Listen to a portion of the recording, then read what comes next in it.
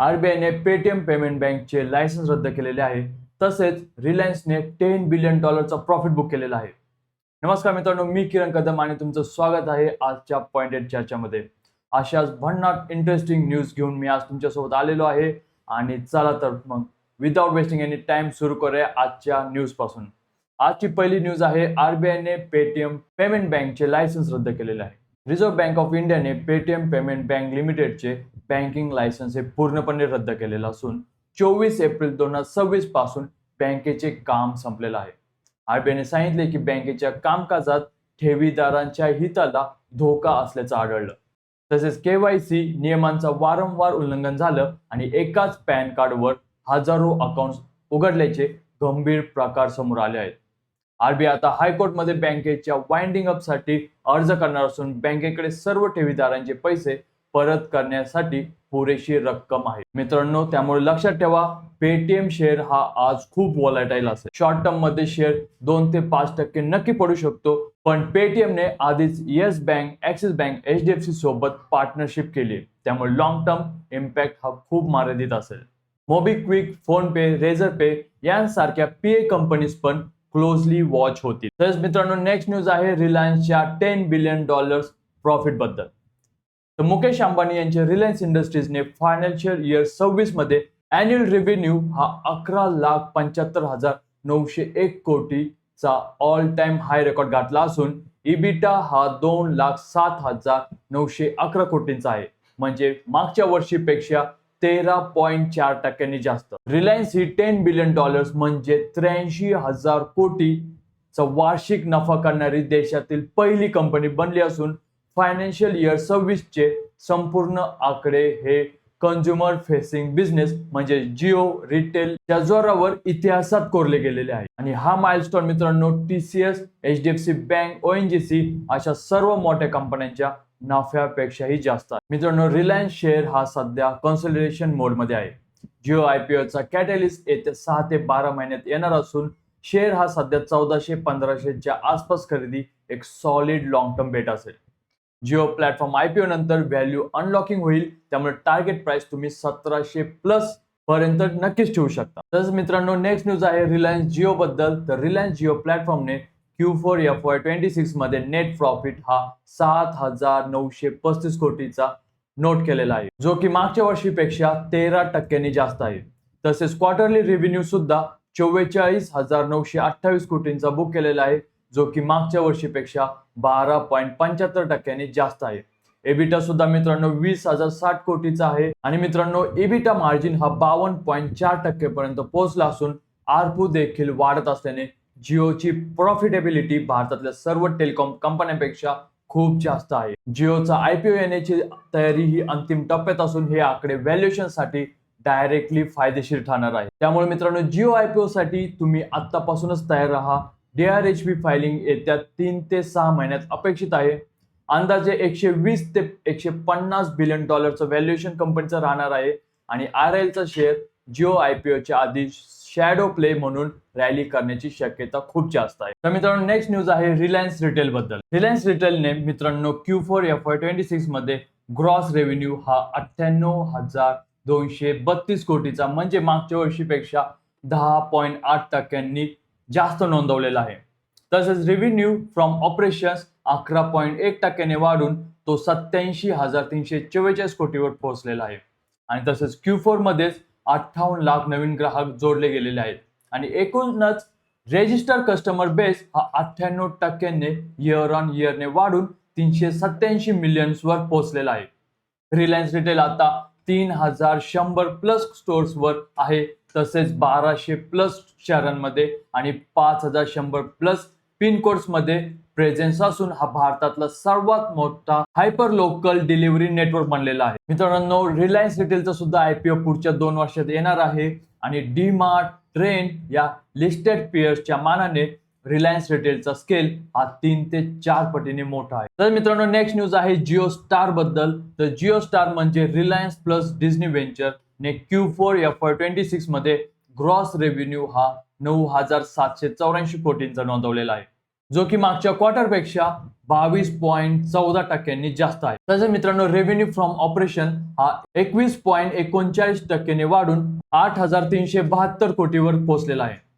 ICC men's T20 world cup 2026 चा फायनलने 72.5 मिलियनचा करन्सीचा global record तोडला आणि जिओ हॉटस्टारने क्वार्टरमध्ये ॲव्हरेज 500 बिलियन मंथली ऍक्टिव्ह युजरचा टप्पा गाठला. तर मित्रांनो कंप्लीट फायनान्शियल इयर 26 साठी रेव्हेन्यू हा 36,248 कोटींचा पोहोचलेला आहे. तसेच एबिटा 4,885 कोटीचा आणि पॅट हा 3,210 कोटींचा पोहोचलेला आहे. मित्रांनो जिओ हॉटस्टारचा IPL कॉन्ट्रॅक्ट अजून 3 वर्ष चालणार असून ऍड रेव्हेन्यू नंतर सबस्क्रिप्शन ग्रोथ FY27 मध्ये पुढच्या लेवलवर जाणार आहे.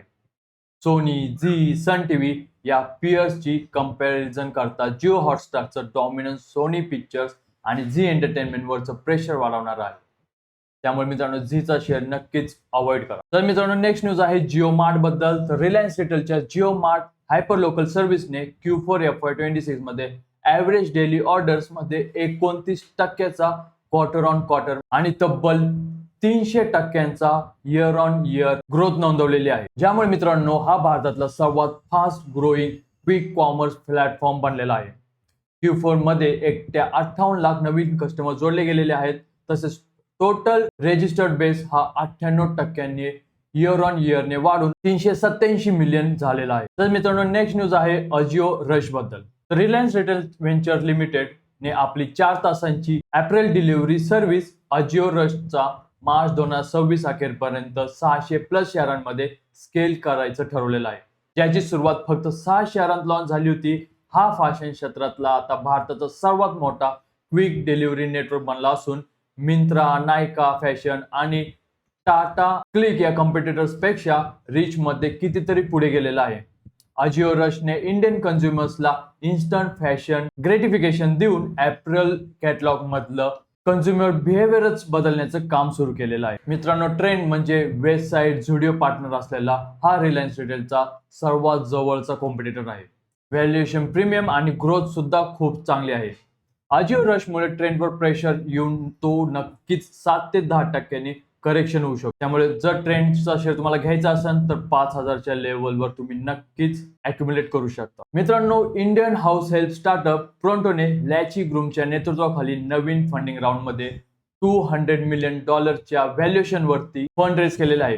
जे की मागच्या काही आठवड्यापूर्वी कंपनीची व्हॅल्युएशन ही फक्त $100 मिलियन होती. म्हणजे काही आठवड्यातच कंपनीची व्हॅल्युएशन ही डबल झालेली आहे. मित्रांनो मागच्या वर्षी ह्या कंपनीचे डेली ऑर्डर्स हे फक्त 1,000 होते.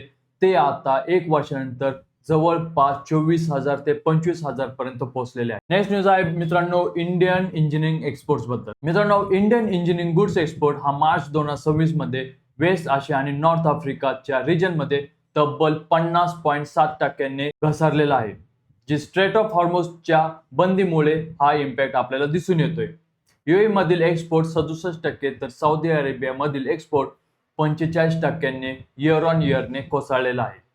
मात्र देशाच्या एकूण इंजिनिअरिंग एक्सपोर्ट्सने फायनान्शियल इयर 26 साठी $122.43 बिलियन हा ऑल टाइम हाय गाठलेला आहे. जो की US बाउंड एक्सपोर्टच्या जोरावर सावरला गेलेला आहे. मित्रांनो नेक्स्ट न्यूज आहे US मार्केट हे ऑल टाइम हायवर पोहोचलेलं आहे. अमेरिकन शेअर बाजाराने 24 एप्रिल 2026 ला एक नवीन इतिहास रचला. जिथे S&P 500 इंडेक्स 0.8% ने वाढून तो 7,165.8 वर बंद झाला आणि नॅस्डॅक कंपोजिट हा 1.6% ने वाढून 24,837 ही नवीन ऑल टाइम हायवर पोहोचलेला आहे. 15 एप्रिल S&P 500 ने पहिल्यांदा 7,000चा फिजिओलॉजिकल बॅरियर तोडला होता आणि आता इराण सीजफायर एक्सटेन्शनमुळे आणि सेमीकंडक्टर स्टॉक मधील रॅलीमुळे आणि टेस्ला, इंटेल, मायक्रोसॉफ्टच्या Q1 रिझल्टच्या स्ट्रॉंग रिस्पॉन्सने ही रॅली आता ऑल टाइम हायवर पोहोचलेली आहे. नेक्स्ट न्यूज आहे मित्रांनो बेन्ने डोसा बद्दल. तर मुंबईतल्या viral South Indian breakfast chain बेनने रंजन पाय यांच्या क्लेपॉन कॅपिटल कडून 35 ते 40 कोटी उभारण्यासाठी अंतिम चर्चा सुरू केलेली आहे. ही डील मित्रांनो कंपनीला 350 कोटीचं व्हॅल्युएशन देणार आहे. केवळ 2 वर्षापूर्वी अखिल अय्यर आणि श्रिया नारायण यांनी देवनगिरी स्टाईल बेन्ने डोसा मुंबईत आणण्यासाठी बेन्ने सुरू केला होता. मित्रांनो बेन्ने हा थर्ड वेव्ह कॉफी आणि ब्लू टोकाई कॉफी सारख्या प्रीमियम D2C कॅफे ब्रँड्सची थेट कॉम्पिटिशन करत आहे. मित्रांनो, नेक्स्ट न्यूज आहे AI लेबर हायरिंग बद्दल. तर मित्रांनो, लिंक्डइनच्या AI लेबर मार्केट रिपोर्ट 2026 नुसार भारतात AI टॅलेंटच्या हायरिंग मध्ये इयर ऑन इयर 59.5% वाढ झाली असून US, UK, फ्रान्स आणि जर्मनीच्या ग्रोथ रेटपेक्षा भारत खूप जास्त पुढे आहे. बेंगळुरूमध्ये लिंक्डइनचे 3% मेंबर्स AI इंजिनियर्स आहेत, जे सॅन फ्रान्सिस्कोच्या लेवलवर आहेत. हैदराबादमध्ये AI हायरिंग ही 51% तर विजयवाडासारख्या टियर 2 शहरात 45.5% वाढलेली आहे. मॅन्युफॅक्चरिंग सेक्टरमध्ये AI इंजिनियरचा शेअर हा 4 पटीने वाढून 2025 मध्ये तो 2% वर होता. तर मित्रांनो, ह्या होत्या आजच्या news. Most of the news, market related news ह्या आपण कालच्या व्हिडिओमध्ये शेअर नक्कीच केल्या होत्या. तर तुम्हाला आज मार्केटमध्ये नक्की लक्ष ठेवायचे की पेटीएम कसा परफॉर्म करतो. तसंच मित्रांनो, रिलायन्सचे नंबर सुद्धा खूप चांगले आलेले आहेत, त्यामुळे तुम्ही रिलायन्सला सुद्धा ट्रॅक नक्कीच करू शकता. तर मित्रांनो, अशाच न्यूज ज्या कुठेही तुम्हाला भेटणार नाही, ह्या सगळ्या न्यूज आपण कव्हर करतो आपल्या चॅनलवरती. त्यामुळे चॅनलला सबस्क्राईब करायला विसरू नका. आणि तुम्हाला व्हिडिओ कसा वाटला ते मला कमेंट सेक्शन मध्ये नक्की सांगा आणि व्हिडिओला लाईक नक्की करा. तर मित्रांनो, अशाच अमेझिंग अपडेट्स घेऊन भेटूया पुढच्या व्हिडिओमध्ये. तोपर्यंत जय हिंद, जय महाराष्ट्र.